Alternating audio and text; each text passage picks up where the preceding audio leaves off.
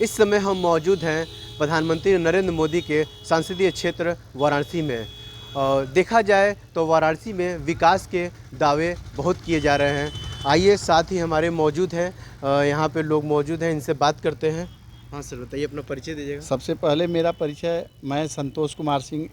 Indian army Rajput regiment से 18 साल की सर्विस करने के बाद मैं 2014 में सेवारत हुआ हूँ, अभी वर्तमान में बैंक में। जैसा कि मैं आप माननीय मोदी जी के संसदीय क्षेत्र के विकास के बारे में अगर जानना चाहते हैं तो मैं बताना चाहूँगा आपको कि मैं यहीं का रहने वाला हूँ।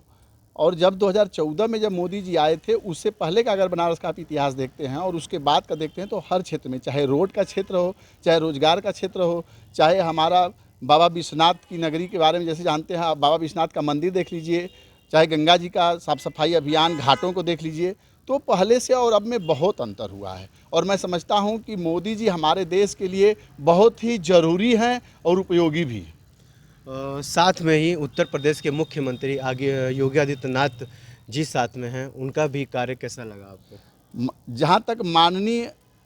योगी आदित्यनाथ जी की बात है तो उनके बारे में, जैसे कि राम, अगर हम अपने वेद पुराण में जाएं तो रामायण में राम और लक्ष्मण, तो सेम योगी आदित्यनाथ जी के बारे में मैं बताना चाहूँगा कि जिस तरह से अगर मोदी जी को हम राम की संज्ञा देते हैं तो हमारे योगी आदित्यनाथ जी सेम लक्ष्मण की तरह एकदम योगी जी की साया बन करके उनके साथ हैं। और जब से योगी जी आए हैं, योगी जी का तो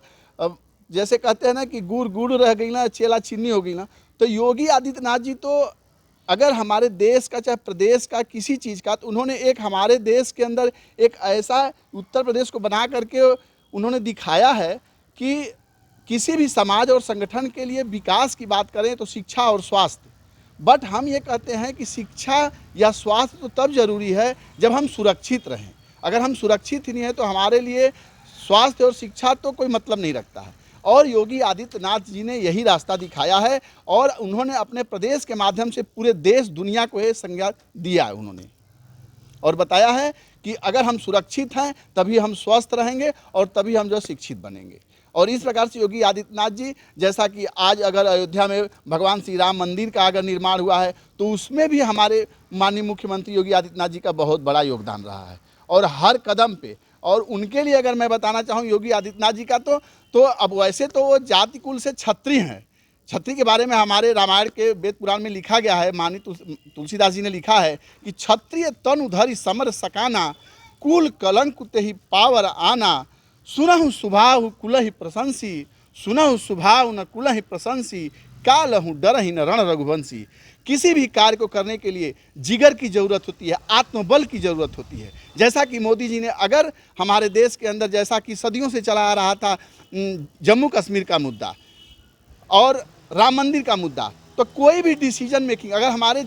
समाज हो, चाहे देश हो, चाहे संस्था हो, अगर विकास करना तो उसके लिए एक बहुत बड़े आत्मबल की ज़रूरत पड़ती है। और आत्मबल अगर मोदी जी में है, सेम वैसे ही योगी आदित्यनाथ जी हैं। आज हमारा प्रदेश अमन चमन की अगर सांस ले रहा है तो बेझिझक बेहिचक, चाहे माफिया हो, गुंडा हो, बदमाश हो, उन्होंने रामायण की, मैं पुनः एक शक्ति जो दोहराना चाहूँगा कि भगवान राम ने जब सेतु बांध पे जब पुल बांधने की बात हुई तो उन्होंने वहाँ पे भी तुलसीदास जी रामायण में लिखा है, उस चौपाई को मैं बताना चाहूँगा कि उसके बारे में मैं कहना चाहूँगा कि जिस तरह से योगी आदित्यनाथ जी ने पहले जो है सबको अमन चमन की सांस लेने के लिए बताया, बोला कि या तो जो भी हमारे माफिया गुंडा हैं या तो आपकी जगह जेल में होगी, या तो ऊपर होगी, या तो आम आदमी बन करके आप जो है समाज में आम धारा के रूप में आप जो अपना ज़िंदगी जीजिए। जैसे कि सेम उसी तरह हम जैसा बताए थे कि रामचरितमानस में हमारे जो है रामचरितमानस में लिखा है, उसको मैं उस लाइन मेरे से दिमाग से उतर रहा है अभी, तो मैं इस लाइन को नहीं बता पा रहा हूँ, लेकिन योगी आदित्यनाथ जी की जितनी ही हम तारीफ करें उतना ही कम है। सुरक्षा के इंतजाम से देखा जाए तो क्या